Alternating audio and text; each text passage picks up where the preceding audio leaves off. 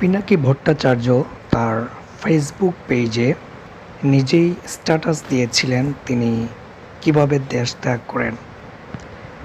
দেশ ত্যাগের আগের রাতের ঘটনা তিনি তার এই স্ট্যাটাসে লিখেন, যেটা আমি হুবহু আপনাদের সামনে পড়ে শোনাচ্ছি। দেশ ছাড়ার আগের রাতে আমি দেশ ছাড়ি 5 জানুয়ারি 2019। পরদিন সকালে দাড়ি কেটে নিরুদ্দেশে যাত্রা। কেটে গেল 5টা বছর।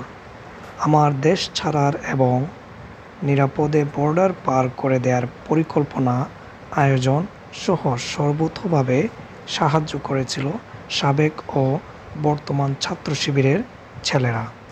একসময় যাদের শত্রু মনে করতে শিখিয়েছিল সিপিবি।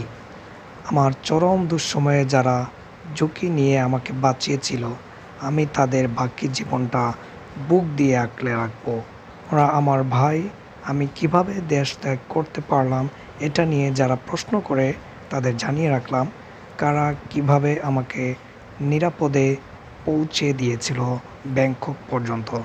সো ভিউয়ার্স, একসময় যে পিনাকি শিবিরকে শত্রু মনে করতেন, সেই পিনাকিকেই মূলত শিবির নিরাপদে বাইরে পাঠানোর ব্যবস্থা করে দেয়, যেটা পিনাকি তার নিজের ফেসবুক ওয়ালে নিজেই স্ট্যাটাস দিয়েছেন।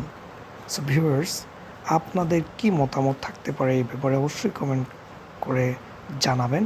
পিনাকির ব্যাপারে আপনাদের কি মতামত, এবং এই যে ঘটনা, এই ঘটনার ব্যাপারে আপনারা কেমন বোধ করলেন অবশ্যই জানাবেন। সবাই ভালো থাকবেন। আসসালামু আলাইকুম।